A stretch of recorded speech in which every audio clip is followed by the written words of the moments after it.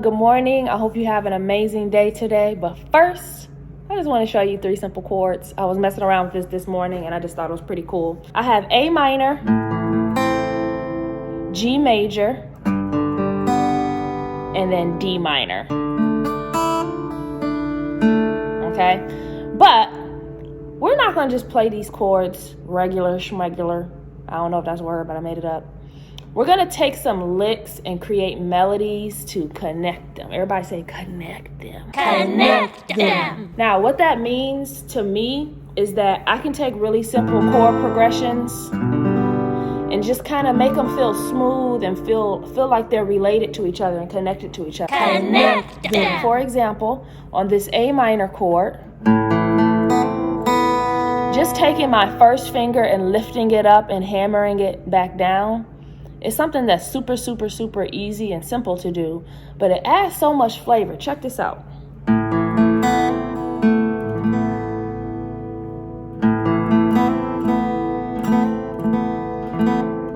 Okay, so with my right hand, I'm starting with the A string, and then when I get to the B string, I'm hitting both the G and the B string because I just love that harmony. It just do something to my spirit. I can't really explain it. You hear that?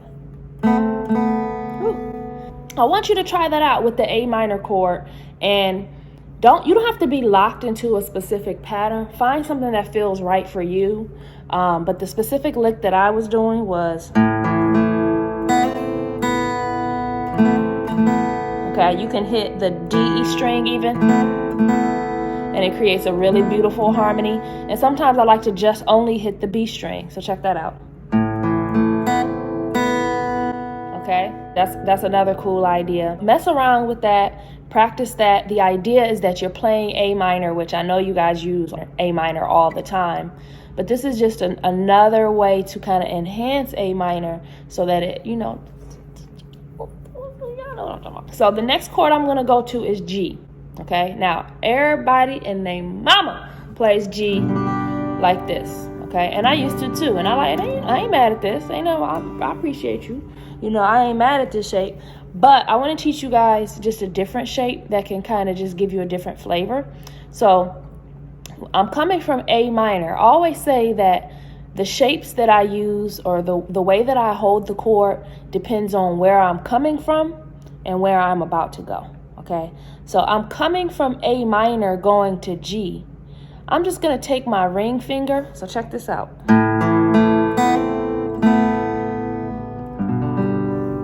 I'm just going to go right upstairs. Give me some chips real quick. Y'all know what I'm talking about.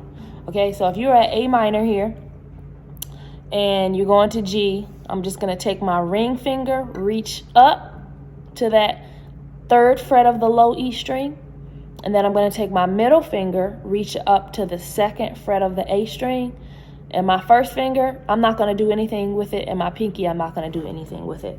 And I'm going to kind of stop at the G string, and technically, the B string and the E string, they're both a part of the chord also. But the reason I'm stopping at the G string is because it gives me kind of a more warm tone, and it's also that melody line. I'm trying to do this. Look. Okay, when I'm going to that note next, I'm playing it as a chord instead of just a note. Okay, does that make sense? So I'm gonna do that again really slow. Coming from A minor.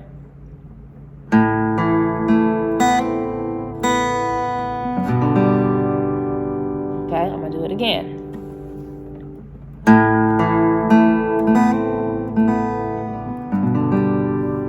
Okay, now as you see, that's real smooth and real simple, but it's different than if I were to play this.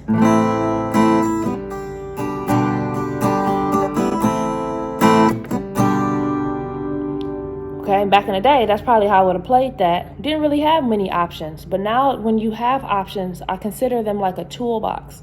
Put them in your toolbox, and you never know when you're going to need this or when you can pull this out. You may be playing a song that's just A minor and G.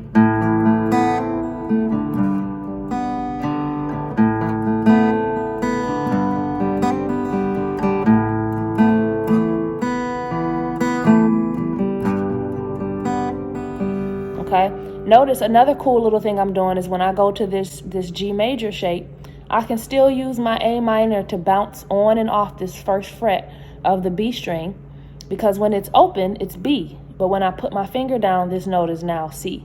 Well, B and C are both a part of the G major scale.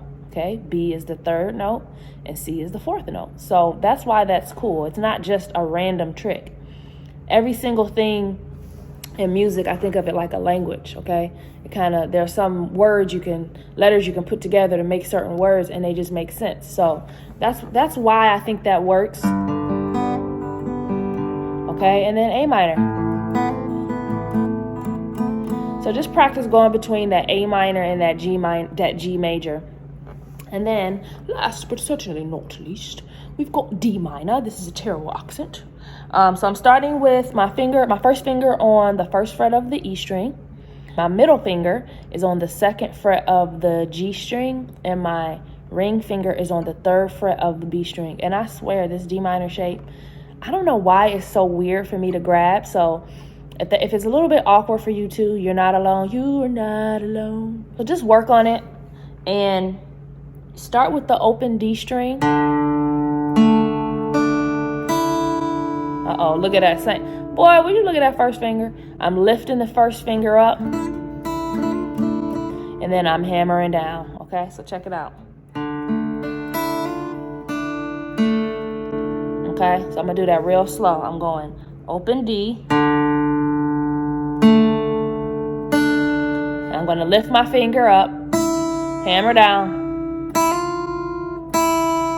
lift it up again, B string, and then G string. I didn't think about it. Okay, so check that out. I'm gonna do it again.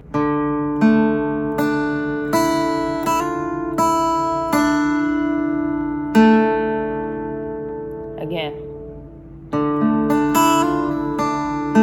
Okay, notice that time I hammered down instead of playing. Nothing's wrong, okay?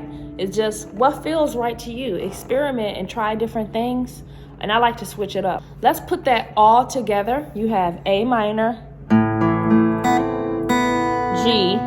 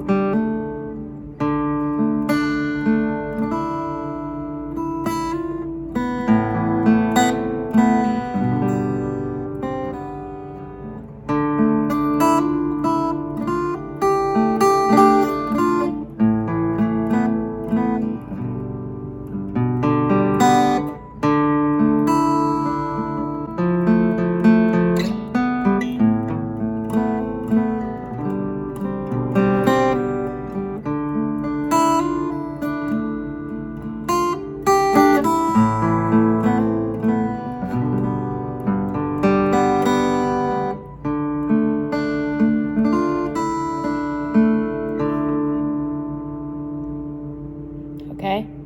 Isn't that cool? Just really simple. Nothing complicated necessarily. It's more so getting these chords to be clean, getting each string to ring out.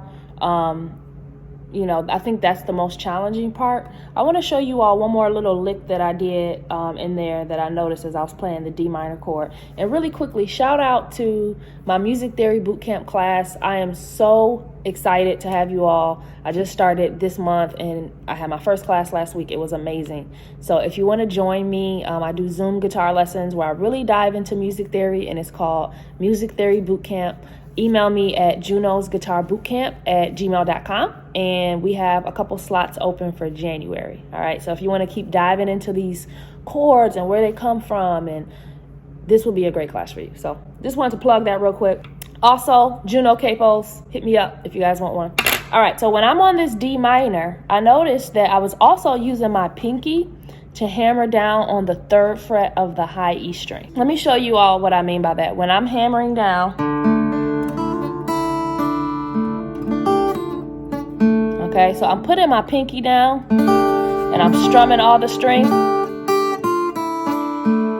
and then I'm lifting my pinky up, and then I'm on my first finger. Okay, so let me show you how to put that into context, you got.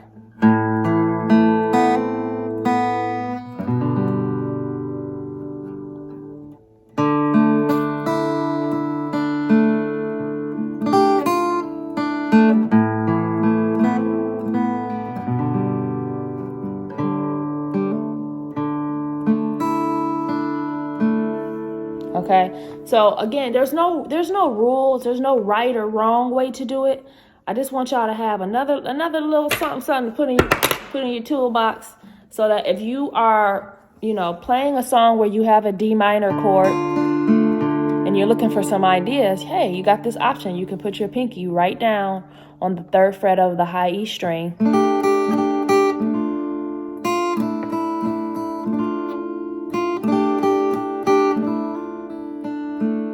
Okay, and think about it. When you put your pinky down, you're just playing the note G. Okay, so that's the 4 of D. And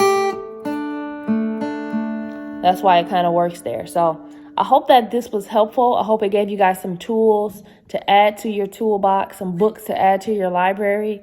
I would love for you to join me in my Music Theory Bootcamp. We meet on Sundays, and I'm doing another class starting this January. I already have a few people that have signed up, so I only accept 12 students into the class. I would love for you to join us. It's an amazing community, and it's just people that just want to dive deeper into music theory and not just play songs, not just memorize licks, but to really understand, where does this stuff come from? Why do these things work together? Well, what key are we in? If you're interested, you can email me at JUNOsGuitarBootcamp@gmail.com, and I will reply and send you the information of what you need to know about the class, how much it costs. It's super affordable, and I hope to see you all soon.